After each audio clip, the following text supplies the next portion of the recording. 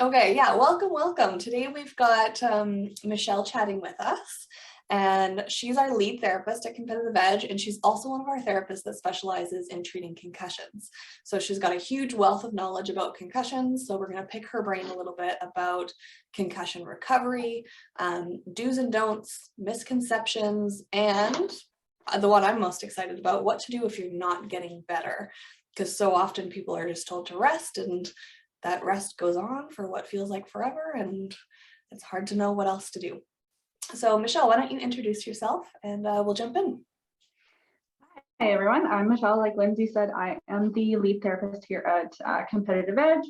And an area that I work with a lot is actually concussion recovery, which is always, I feel like, a growing aspect as we learn more information. There's lots out there, more than there was when I was going to junior high, high school, stuff like that. Even through university, I feel like there's been so much.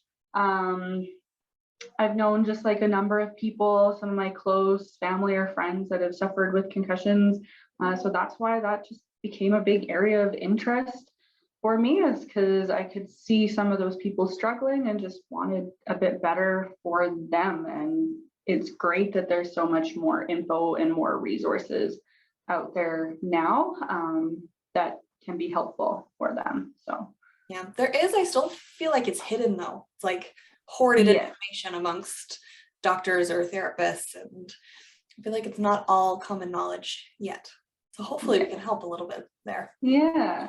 And you have to be careful with some of the information that you're reading too, because some is a little outdated, but even some is just not necessarily correct either. So getting some aid from a healthcare practitioner that specializes in that area is certainly very helpful, because I've even heard from clients that have gone to these concussion clinics, and they're more just about some information and doesn't necessarily always help them get better. And they feel like they've gotten a lot of that information from us already, if they've already been seeing us. So they feel like they maybe are still a little bit lost in why did I have to go here if they already told me so much great information here? Was that necessary? So as anything, don't use Google to diagnose everything or listen to every single thing that there is. There's a lot of stuff in there, but a lot of people love Dr. Google, but just take some of it with a grain of salt. Make sure that if you are reading anything, it's valid and reliable information for sure. Yeah. Maybe you can speak to this a little bit, but I find one of the, I guess, two really challenging things with concussion recovery in my experience has been that one, the brain controls everything else, and there's so many systems. So I've heard of people going to a clinic and just having their neck worked on, which can be great, but often they need a lot more than that. They need their neck.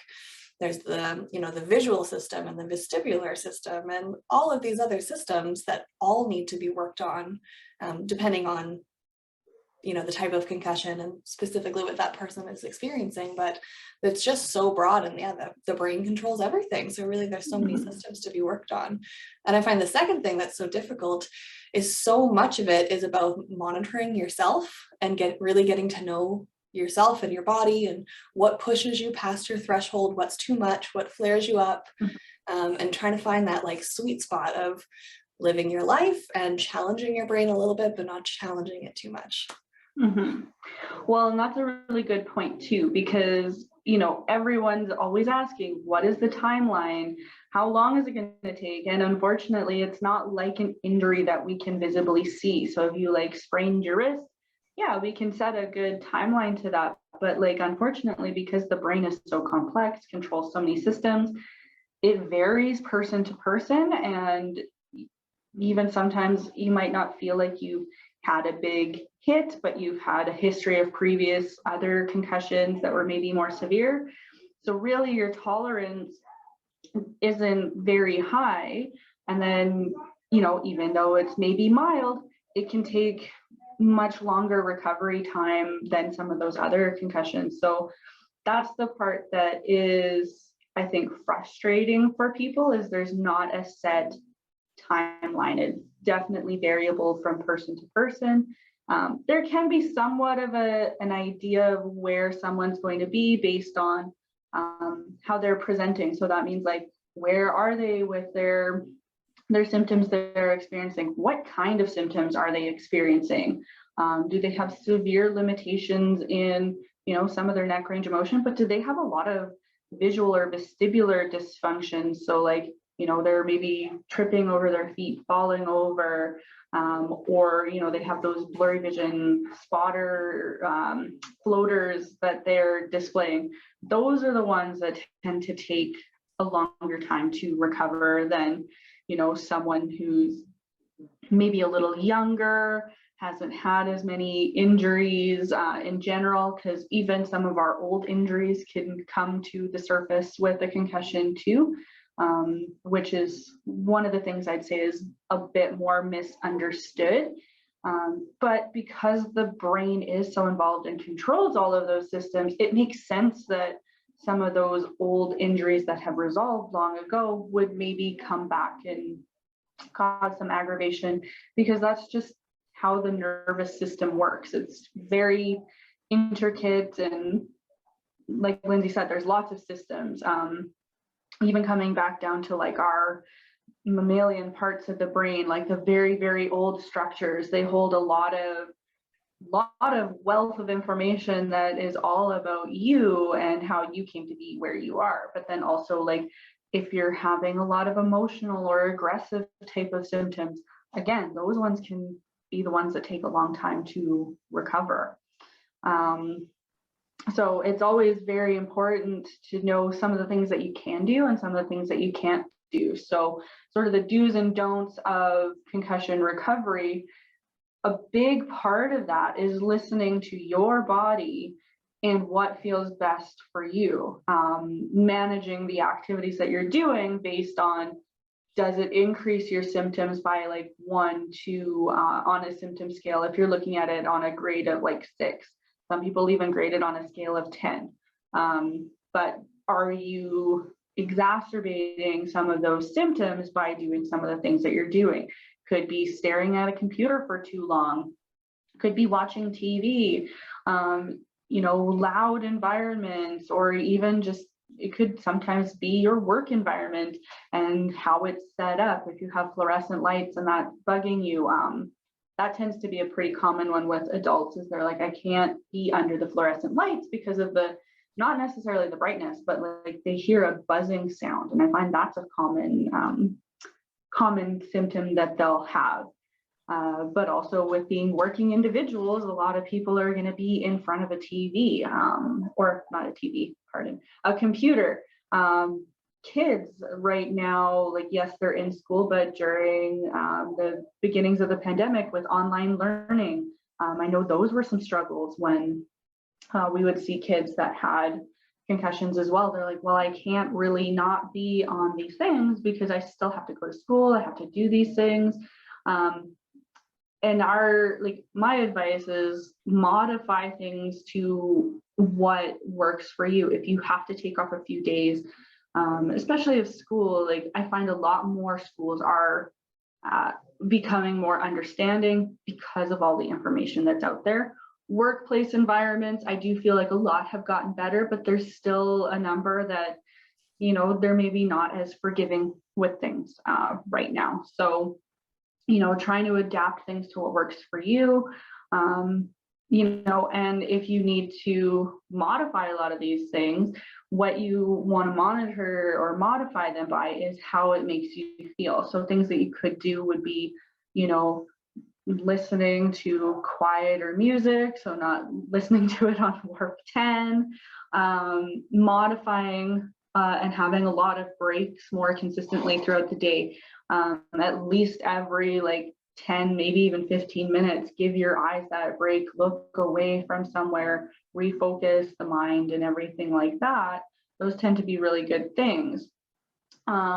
Now there is more information coming out about the benefits of having some physical activity. So we're not saying go out and have an exhausting high endurance type of run, anything like that. But you want to go out for a walk or get in some little bits of activity throughout your day.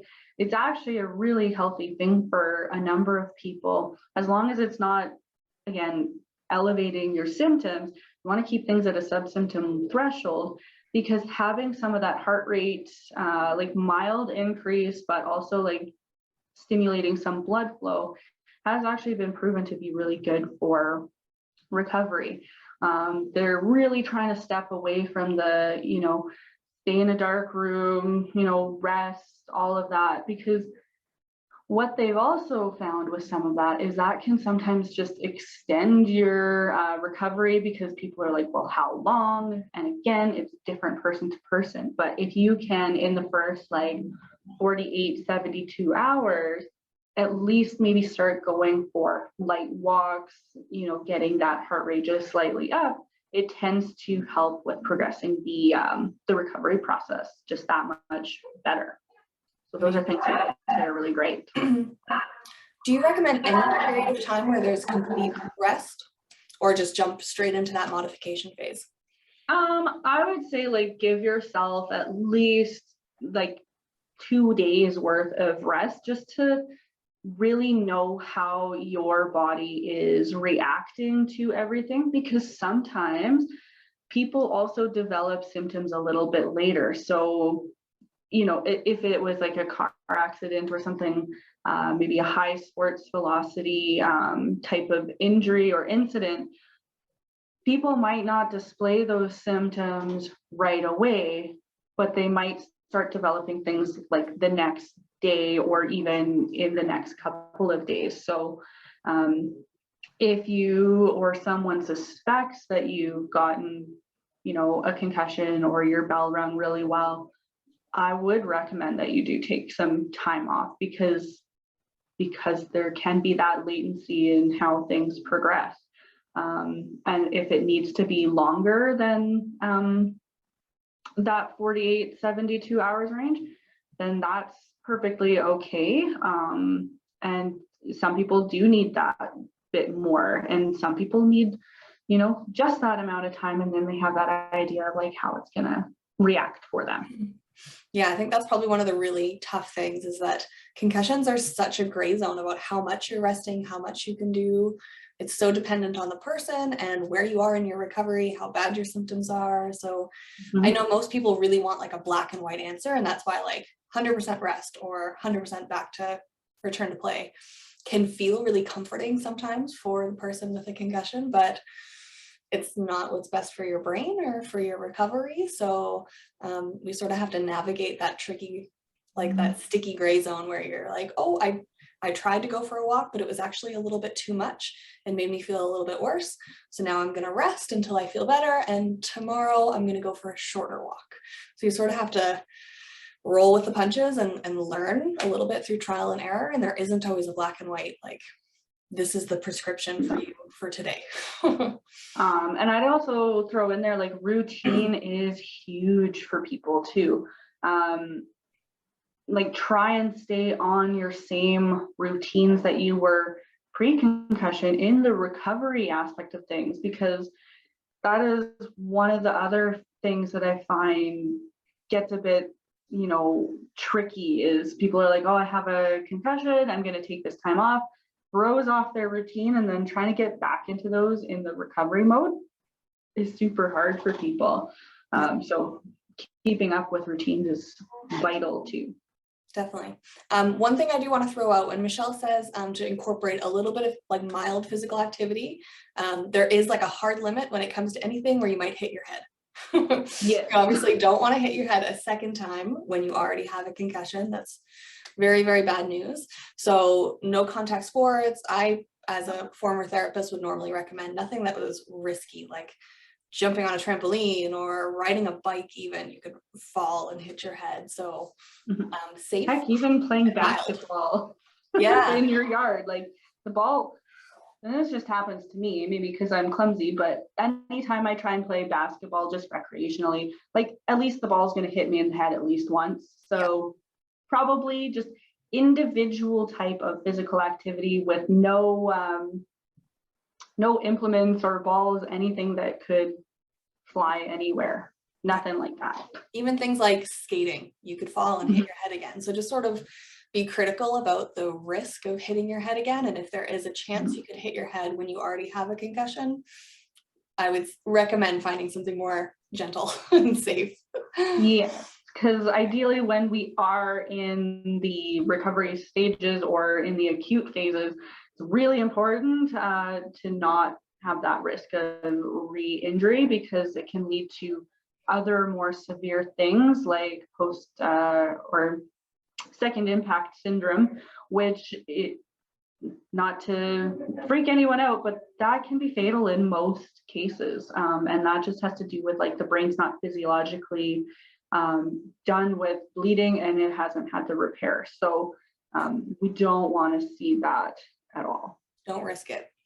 I do just want to add, with all the great advice you gave, as from a parent's perspective, if you are a parent that's listening to this and you're helping a child or a teenager through a concussion recovery, my personal style as a former therapist, I guess, would be to always, again, err on the side of caution. Kids are rapidly changing and learning and developing, and they might not always know their bodies as well as an adult might. So when you say modify, make sure nothing's making you feel worse, they do have a tendency to push it a little bit too much and cause a flare-up. So as a parent, you might want to help them learn their bodies and learn to limit those aggravating activities. And that might mean placing a few restrictions and boundaries and barriers on their activities so that you're making sure you are being a little more cautious, just in case they don't realize they're making themselves worse. So just something to keep in mind if there's any parents listening to this. Mm-hmm. Okay, so I think we've touched on do's and don'ts, a little bit on misconceptions around rest. Is there any other do's or don'ts or misconceptions that you want to mention?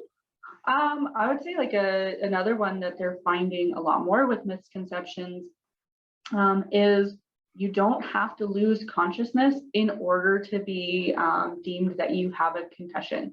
Yeah. That is very much so an old school of thought, and there's a number of people that, you know, get a concussion and don't lose any type of consciousness. You know, so, and also like we want to make sure that physiologically we're a bit better too. And what I would say, just as a rule of thumb, is like the nervous system is very delicate in nature. And so like I was saying, like maybe this one was a bit more of a mild impact, or that's when the symptoms started. And that's because like really it's like three hits is really what the nervous system can handle, like 3 big ones, and anything past that, it generally doesn't take a lot afterwards for things to be a lot more severe. So just keeping that in mind, that we want to make sure that we're healthy for as long as we can, because we do have that delicacy in our nervous system. We can help those things. Absolutely, we can help those things, but just know that if things go undiagnosed or things go untreated or unobserved, like sometimes the prevalency can be a lot higher, or your risk is a lot higher for the tolerance or lack thereof tolerance that the brain, the body can withstand on that one. So, you know, even though you're like undiagnosed, like it's crazy. Like some of the worst concussions I've seen or I've heard of come from that misdiagnosis or that confusion where you think, oh, it was just a whiplash type movement, I didn't actually hit my head, or I didn't lose consciousness, or, you know, some sort of misconception where they don't think they had a concussion, or they think it's fine, it'll go away, and they continue with their normal life and they push it and they push it and push it, and within a week or a couple weeks they are down for the count and like bad symptoms. And that personally I have found is when the symptoms go on a long time, because they didn't get that crucial healing recovery period at the beginning. So again, so hard with concussions. We want it to fit in this nice little neat box with 90-degree angle corners, but there's so many ways to get a concussion, so many things that a concussion can look like. I think the biggest thing is to get checked if you think you might, and to be communicate really thoroughly with whoever is assessing you, whether that's a therapist or whether you're seeing a family doctor. Don't leave out any symptoms. If you're feeling something, tell them, because the diagnosis of a concussion is primarily based on your symptoms, what you're feeling, and only you know that. So just make sure you're communicating really well and not trying to fit it into this tiny little box that maybe concussions don't fit in. And like let someone know too. That is huge part, because the longer that things tend to fester and linger, the more we're just inviting other things to come in. That's why it's so common for people who've been suffering with symptoms for a long time that they end up developing like depression, anxiety, all of those things. So with those individuals, I find like the biggest thing is making sure you're giving them really good knowledge, you're giving them good advice, but you're also really focusing on the reassurance aspect of things. Like, you know, reassuring them that they're okay. You know, if things have been going on for a long time, like we might have to adapt things, but just giving them the reassurance and being their emotional support through their recovery is huge too. That's a lot of what we work with as well here, is those that have been suffering for a long period of time and they need more reassurance, they need more support. And once someone's actually there to listen to them and hear them, that's when you can develop those like not necessarily just deeper connections, but those deeper rooted aspects in their recovery, because the tissue does hold on to a lot of some of that traumatic you know, stuff as well. And once we can again give them that reassurance, then the tissue is actually able to help settle down and actually get into those deeper structures and help with promoting good recovery. Yeah, the brain controls your emotions. So when your emotions feel all over the place, right, it's the brain. Yeah. Your brain also controls your judgment, so maybe take that with a grain of salt, that your judgment might not be what it normally would. And it's even more important to have someone in your life to help guide you through this concussion recovery, because you might not make decisions the same way that you would have made decisions before the concussion. So sort of keep that in mind. So let's sort of move on to what to do if your concussion isn't getting better. If you've been modifying your activities, listening to your symptoms, staying at that sub-symptom threshold, and it's just not improving. Yeah, and I'd say this is, again, something we see a lot, is we see those people come in that have been dealing with things for weeks, months, and they're following those things. I would say being proactive and seeking out a concussion specialist, a concussion therapist to help you, because if it's taking you that long to get over things, there's already a number of other factors. Like if you're someone who gets eye strain when you're trying to do your work on your computer, your eyes are essentially the gateway to the brain. So if you're overloading that perception overload, you're really exhausting the brain a lot. But you've probably also got some dysfunction that could be going on. Like, let's even just go into a little bit of anatomy here. If you were to like hit at the very base of your head, right back there, and you're getting some of that eye strain, well, like your optic nerve, which is like part of your eyes and visual system, it's very sensory in nature, and that's where it actually originates from, is from the back, and then it has a direct line to the front. So if you're adding in a lot of that sensory overload input, you can imagine that that's going to take on a lot of brunt of work, and it's going to get very overexhausted. But maybe there's something compressing along that nerve root, and that's why it doesn't seem to get better. So that's why not only going through like a symptom scale, but also looking at various different ways of how your eyes are tracking what all that visual stimuli can reproduce. And that's why when I work with people too, I'll do various different like movement-based things with like how the eyes are reacting to focusing on an object with like head movement or various other things. And that's because like we need to see how all of those pieces are integrating together, because you know, it would mean that we would need to work on rebalancing those systems. But then also if you're someone who's falling over a lot and having those vestibular issues. So vestibular is essentially your balance and coordination system, and it originates through the inner ear. And there's small bones that can get disrupted, or even the fluid and the little like villi or hairs that it passes through. So we want to make sure that those things are all balanced, corrective, because if we don't work through those areas or we don't assist in that way, that's why things tend to not get better. So, you know, if you're someone that's been following some of that rest, you've been following like, okay, you're doing some modified activities, some of all these things that are good and proven to help. If you're finding that that's not helping, you probably need a more direct approach. And that's what I would suggest. Like if I'm working with kids, and when we're doing our management program that we were doing with football for a number of years, kids tend to bounce back really quickly. So if they're not seeing a change within 1 to 2 weeks, that's where it's like, okay, we need to address some other issues, because this is just lasting longer, or maybe there's something that they're doing that's affecting those symptoms or affecting that recovery.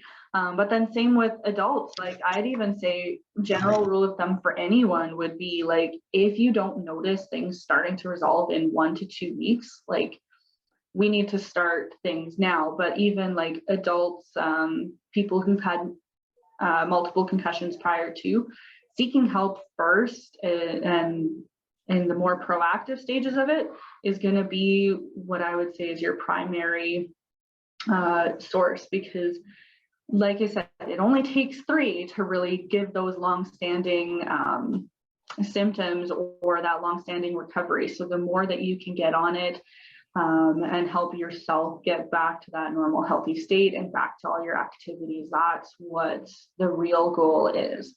But yeah, I'd say 1 to 2 weeks is as long as you want to wait in that sort of interim. And that's being, I think, somewhat conservative, but if you're someone who's had multiple, seek help more immediately, and not like at an emergency, like hospital, anything like that, because that's not really something you need to, unless you've actually like gone and had like a skull fracture or something like more severe. But if you're someone who's had concussions before and know what you tend to react like, go seek help earlier rather than later. You'll really appreciate that you did that for yourself. Amazing. That's such good advice. Oh, there was something I was going to ask, something you mentioned in the middle, and then just like whoosh, right out of my brain. You got on a new wavelength of more good information.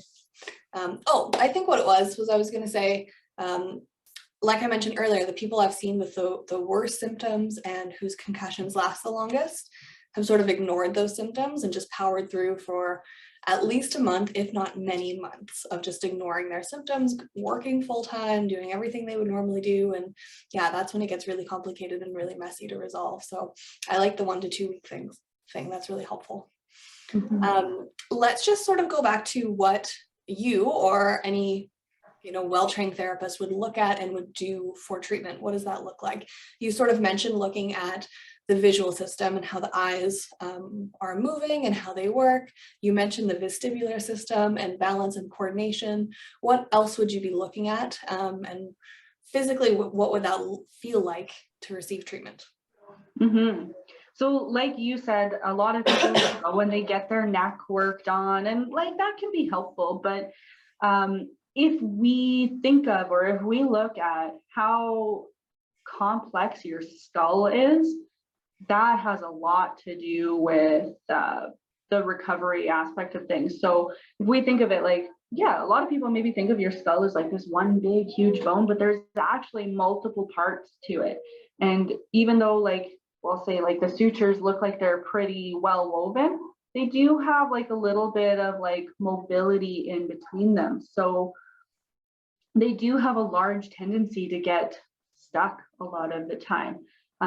So even just helping encourage a little bit of movement there, helping with relieving pressure. So that's something that I would look at is like, how does that feel? How is the movement between those things? And so that could be where people might think like a little bit of like voodoo magic or witchery, but it's utilizing a technique called craniosacral therapy. So essentially looking at how like your skull is mobile relative to like your hips, but also the rest of the body. And like I touched on with like where the optic nerve is at the back of the head and like the transport through there, all of your cranial nerves are, you know, held within your cranium, your skull. So they can get restricted, they can get compressed on, even just based on how the bones are together. So that I think is one area that gets commonly missed, is people aren't directly working on some of the cranial bones or the facial structure. And the treatment of and how craniosacral therapy works is very light touch. It's about like the weight of a nickel, maybe a little bit more, depending on the person's like needs or where you're getting that pull from. That might sound a bit foreign to you, but it's really about the therapist listening with their hands. And what is to their tolerance. So I normally try and let people know that, you know, it might not feel like we're doing a lot with my hands in these areas, but we're actually working to a lot deeper of structures, deeper within, and really listening to how the body got into that like really stuck state and helping encourage it to come back to safety, come back to neutral. So I do tell people it might not feel like we're doing a lot, but because we're rebalancing fluid, we're helping regain some of that neutral. It might feel like you're just super wiped, you're super exhausted after this, and that's a totally normal sensation, because we're also helping to bring the nervous system down into a more healthy state where it can calm down, it can relax a little more, and get into more of the rest and relax rather than the fight and flight aspect of the nervous system, which, you know, people that have been dealing with things for such a long time, and yeah, they've maybe seen other therapists for like visual therapy, you know, different soft tissue, everything like that. And then they come and see us and we do something maybe a little bit different and we're working through these structures. We do also want to let them know that there is the potential that things might flare up a little bit with that, and that's perfectly normal because we're working down into deeper structures and areas that have been on high tension or on high alert for a long period of time. And so the body needs to try and adapt to that as well. And so again, that's where that reassurance comes through, where like, okay, once we get over this hurdle, we'll be able to, you know, get over that, promote that recovery. And like people are very open to that. And by working into those deeper structures, those emotional aspects that they have that have built up over time have a tendency to be able to relax and actually come down. And then, you know, maybe they note that they're able to do a lot more in their day, or they're able to, you know, maybe even just go for a walk and be able to breathe a little more deeply. So, you know, that's one thing that I've really found is really beneficial with utilizing craniosacral therapy, some neural techniques to help with mobilizing the bones, is we get into those areas, and those people that have been struggling for long periods of time start to really do better. And that's honestly super rewarding as a therapist too. I think one of the downfalls of concussion therapy or the concussion therapy industry is trying to like segment out those different therapies. I've heard of practitioners or clinics that do vestibular therapy and some that do visual therapy. And you can see a psychologist for the support, emotional support aspect. You can go see a craniosacral therapist. But like we keep mentioning, it's one brain and it's all interconnected. And you've also mentioned a few times how delicate the nervous system is, hence the gentle touch and why that's so important. So I find it so rare to find a clinic like ours or a therapist like you that has all of these skills and combines them all at the same time. And I personally think that's sort of where the magic is born, is by not just approaching it like one separate, distinct thing at a time, but like one well-rounded rehab program that includes all of it, depending on what your specific needs are. And that's, I'd say, a huge and crucial part is making sure a program is individualized to each person. Like if you walk in somewhere and they have like a set program of like, okay, you're going to do these exercises for a week or 2 weeks, and then you're going to go into these ones, I don't always find that that's super helpful. That's why we work on like, what is their tolerance? What can they do? Where are they now currently? And we'll build on those things, but we have to get some of the basics in first before we can do like all these complex things where you're like, you know, balancing and like you're having to do this and having, that doesn't work in the first few stages of rehab. Even if someone's been dealing with things for like years and you feel like they should be at that rate, they might not be. And you might have to just start with some simple eye tracking activities and exercises to start with, just to help bring that neutrality in. And then once that is good, then you can start building on that. But I find like every program, every exercise aspect is like totally unique to each person, because each person is going to be different than the other. And again, there's going to be some crossover, but Mm-hmm. They're all different. Not only is the nervous system delicate, but when you have a concussion, it's also traumatized. So sometimes that like big aggressive approach might not feel so good. Your body, your brain might not be ready for that. So yeah, ease yourself into it as you're able, and a good therapist will make sure that you're easing into it as you can tolerate and as your brain can absorb. Michelle, do you have anything to add as we wrap up here about like concussion advice, do's and don'ts, misconceptions, what to do if you're not getting better, anything on any of those topics to add? I would say, like I said, if you are noticing that things aren't getting better, be proactive and seek help. That is the number one thing we see a lot here, is people who've been struggling for a long time, and it's debilitating for them. So, you know, I find it sad sometimes when they're telling me all this and they're outpouring all this. I'm like, why didn't they come sooner? And we could have helped them way earlier. They could have recovered a lot better. Like, why do people wait? Don't wait. We're told to rest and it'll get better on its own. Yeah. But that's, like we said, biggest misconception. Yeah. Amazing. Thank you so much, Michelle. That's a ton of really helpful advice. So if anyone listening or watching is interested in getting some more advice from Michelle or any one of our therapists in regards to a concussion, we do offer free starter sessions. So what I'll do is I'll link underneath this video or somewhere a request page for a starter session. You would just put in your contact info saying you'd like a free starter session. We would contact you and set you up with a time in order to come in and do that and get a whole bunch more specific advice, as Michelle mentioned, specific to you, your body, your concussion, to help get this ball rolling and help get you feeling better. So I'll make sure that that's linked for you. Okay, thanks again, Michelle. No problem. Okay, bye for now. Bye.